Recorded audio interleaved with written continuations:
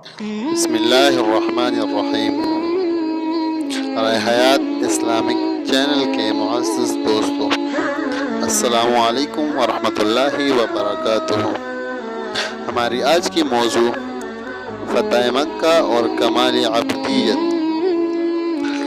10,000 صحابہ کرام رضی اللہ عنہم کی جان نثار فوج کے ساتھ جب حضور صلی اللہ علیہ وآلہ وسلم اپنی اونٹنی پر شہر مکہ میں فاتحانہ داخل ہوتے ہوئے ہیں تو عظمت حق اور رحمت حق اور نصرت حق کا استحضار اور اپنی بندگی کا احساس آپ پر اس قدر غالب ہوتا ہے کہ آپ غلبہ شکر اور تواضع سے آگے کو جھک جاتے ہیں، یہاں تک کہ آپ کی ریش مبارک اونٹی کی کجاوے کی لکڑی سے لگ جاتی ہے، اور آپ صلی اللہ علیہ وآلہ وسلم نے اپنی عبدیت کاملہ کے زاویہ قائمہ کو ایک اشاریہ بھی متزلزل نہیں ہونے دیا۔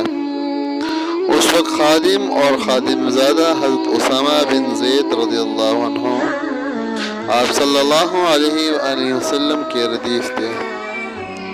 حضرت انس رضی اللہ عنہ روایت کرتے ہیں کہ فتح مکہ کے دن سب تو حضور صلی اللہ علیہ وآلہ وسلم کو دیکھ رہے تھے، لیکن آپ تواضع سے سر جھکائے ہوئے تھے، جسے کہ ایک انگریز مورخ لکھتا ہے کہ ہم نے تاریخ میں کسی فاتح حکمران کو اس تواضع شان سے مفتوحہ علاقے میں داخل ہوتے ہوئے نہیں دیکھا جسے مسلمانوں کے پیغمبر صلی اللہ علیہ وآلہ وسلم اس شہر مکہ میں جس نے کسی بے رحمی سے آپ کو ہجرت پر مجبور کیا تھا، اور جو لوگ آپ کے خون کے پیاسے تھے، ان پر حکمرانی کے لیے فاتحانہ داخل ہوتے وقت انتہائی تواضع کے ساتھ داخل ہوئے۔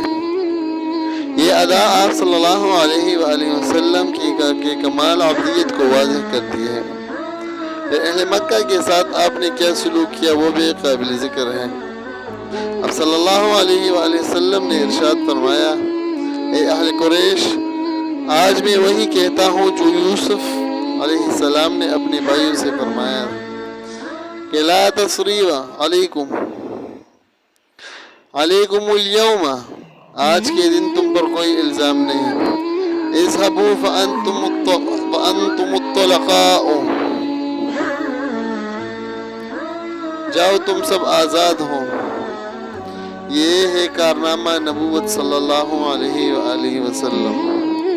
یا ربی صلی وسلم دائما ابدا علی حبیبک خیر خلق کل۔ امید کرتا ہوں کہ آج کی ویڈیو آپ لوگوں کو پسند آئی ہوگی۔ برائے مہربانی اسے صدقہ جاریہ سمجھ کر دوستوں کے ساتھ شیئر کیجیے۔ اگلی ویڈیو تک کے لیے مجھے اجازت دیے۔ اللہ حافظ، والسلام۔